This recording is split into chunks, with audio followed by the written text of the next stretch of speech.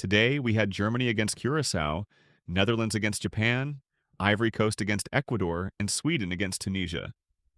4 matches, plenty of storylines, and at least one result that should make every football fan pay attention. Let's get into it. Match 1. Germany versus Curaçao. Coming into this game, Germany knew exactly what was expected. Win.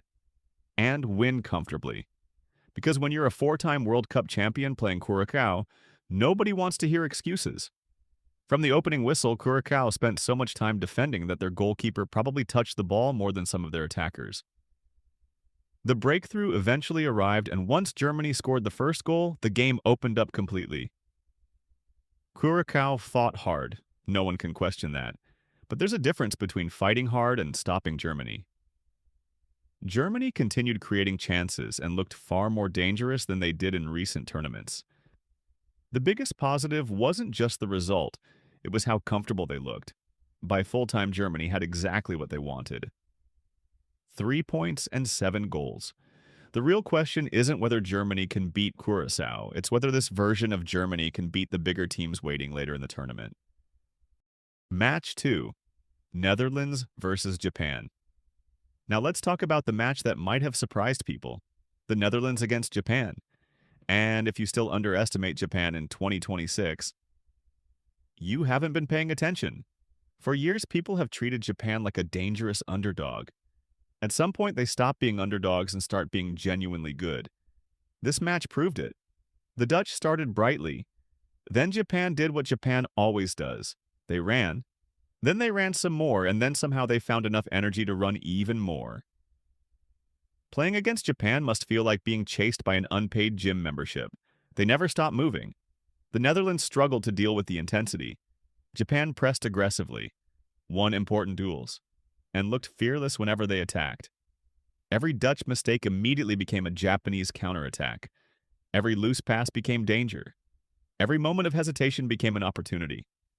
As the match went on, Japan looked increasingly confident, and suddenly the Dutch started looking nervous. Not because they were playing badly, because Japan refused to be intimidated. By the final whistle, one thing became obvious. Japan are not here for a nice World Cup experience. They're here to cause problems. Big problems. And if you're one of the traditional football powers, Japan should absolutely be on your radar. Next up, Ivory Coast versus Ecuador. This was one of those matches where neither team wanted to make the first mistake. The game started cautiously, with both sides staying organized and limiting clear chances. Ivory Coast relied on physicality and direct attacks, while Ecuador tried to control possession and stay compact. For most of the match, it looked like a draw was the most likely result, and that's exactly what happened. Late in the game, Ivory Coast found the breakthrough and grabbed a huge winner. Final score: Ivory Coast 1, Ecuador 0. 3 massive points for Ivory Coast, and a painful defeat for Ecuador, who now have little room for error in the group. Finally, Sweden against Tunisia. Tunisia made life difficult early on with disciplined defending and plenty of energy. For a while, Sweden struggled to create clear opportunities. But once Sweden found the opening goal, everything changed. The game became more open, more attacking, and Sweden took full advantage. By full time, Sweden had turned a tight contest into a convincing victory.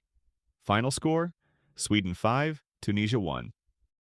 Subscribe for daily World Cup stories. See you in the next video.